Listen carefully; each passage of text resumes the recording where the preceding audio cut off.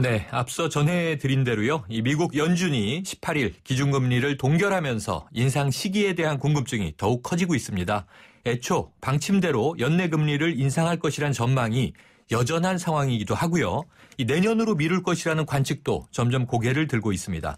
연세대학교 경제학과 김정식 교수 연결해서 자세한 이야기 짚어보겠습니다. 교수님, 안녕하세요. 네, 안녕하십니까. 네, 이 미국이요. 9월 기준금리를 현 상태로 동결하기로 결정했습니다. 금리 인상을 하지 않은 배경 어떻게 분석할 수 있나요? 우선 가장 큰 원인은 이 물가 상승률, 인플레이션율이 한 1.2%인데 네. 이게 이제 그 목표치가 한 2% 되면은 인상하려고 그랬는데 그게 물가 상승률이 아직도 너무 낮고 네. 또 중국의 그 경기 침체 이런 부분들이 영향을 미쳤던 것 같습니다. 그렇군요. 자, 금리는 동결했습니다만 그렇다면 이 미국의 자체 기초 체력, 우리가 펀더멘털이라고 부르지 않습니까? 네. 이것은 좀 여전히 긍정적이라고 해석해도 좋을까요? 그렇습니다. 미국의 그 실업률이 5.1%로 이제 글로벌 금융 위기 이후에 가장 낮고, 네. 부동산 가격도 다시 원래 상태로 2008년 전의 수준으로 회복했기 때문에 네.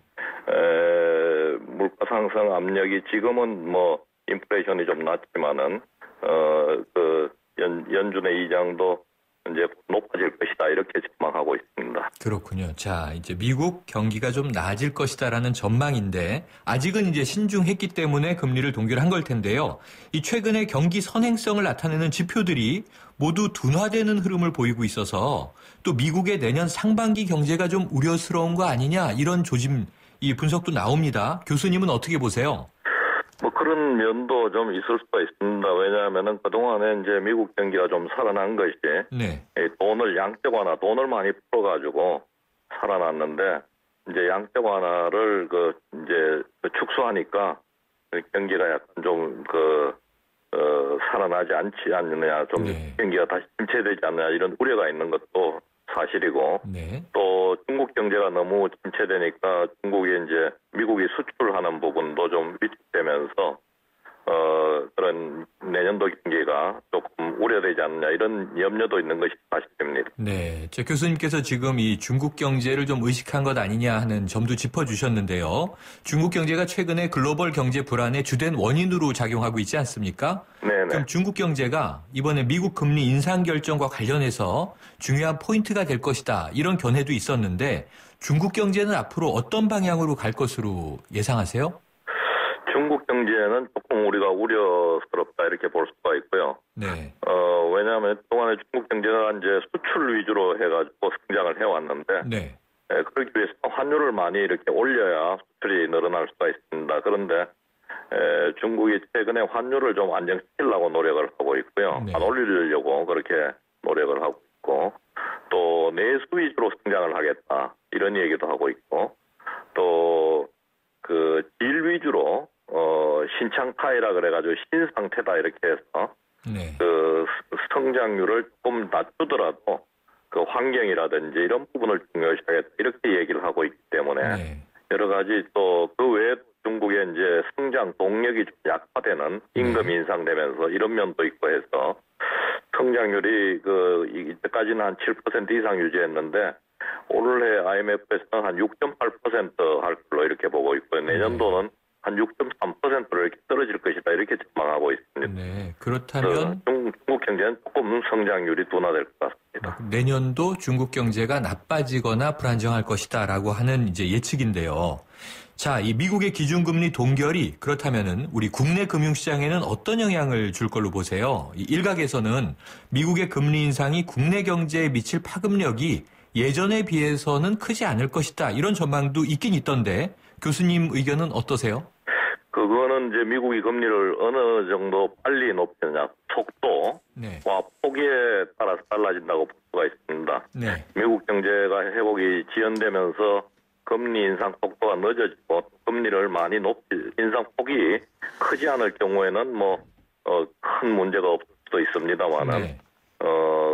그렇지 않고 과거와 같이 이제 1년 혹은 2년 이내 한 1년 이내 한 2, 3% 이렇게 높이게 되면은 뭐 역시 우리 경제에 큰 영향을 미친다 이렇게 봐야 될 것 같습니다. 미칠 것으로 보시는군요. 자, 그렇다면요. 제일 중요한 대목이 이제 이 시기 문제인데 올해 안으로 미국이 금리를 인상할 가능성 어떻게 보십니까?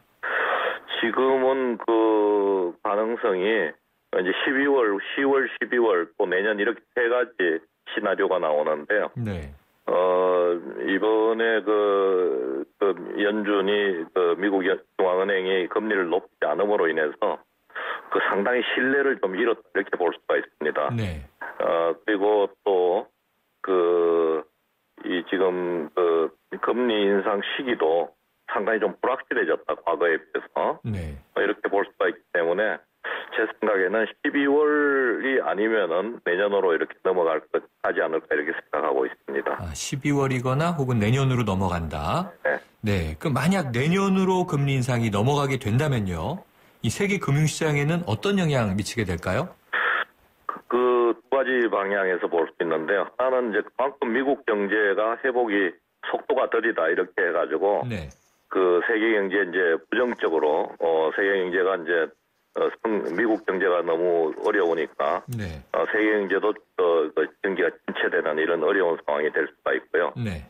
그 다음에 이제 두 번째로 미치는 영향은 아직도 이제 언제 올릴지 모르니까 그 불확실성이 네네. 남아 있어가지고 사람들이 이제 불안해하니까 그런 점이 다시 이제 투자를 위축시키고 소비를 위축시키는 이런 또 경기 침체 요인이 된다 이렇게 볼 수가 있습니다. 그래서 뭐 너무 지연시키는 것도 그렇게 좋은 영향을 미치지는 않을 것 같아요. 네, 불확실성은 계속 지속되고 신뢰를 잃고 있다. 네. 자, 저희가 일전에 전해드린 뉴스인데요. 이 LG경제연구원이요. 네. 내년 경제보고서를 낸 것을 보니까 이 한국은행이 올해 말이나 내년 초쯤에 금리를 오히려 내릴 것이다 이런 전망이 나왔었어요. 우리나라 금리 인하설이죠.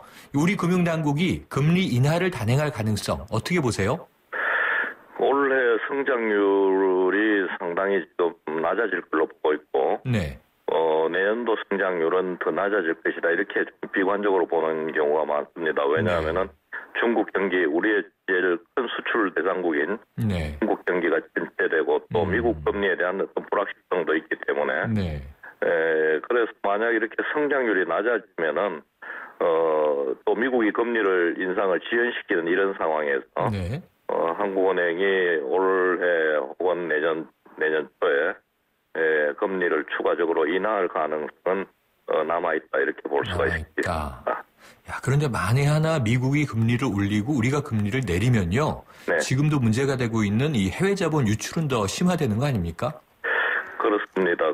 우선은 이제 그거보다 이제 부동산이나 자산 가격 버블이 늘어날 수가 있고요. 네. 또 가계부채도 더 늘어날 가능성이 있습니다. 이런 부작용이 있고요. 또 이제 미국과의 금리 차이가 높아지면서 자본 유출이 발생될 수가 있습니다. 그래서 결과적으로 이제 금리를 내리더라도 얼마 지나지 않아서 네. 다시 한국은행이 금리를 올려야 되는 이런 상황이 벌어지는 거죠. 그렇군요. 자, 미국의 금리 인상과 우리의 금리 인하 여러 가지 복잡성이 있네요. 자, 교수님 오늘 말씀 감사합니다. 감사합니다. 네, 지금까지 연세대학교 경제학과 김정식 교수였습니다.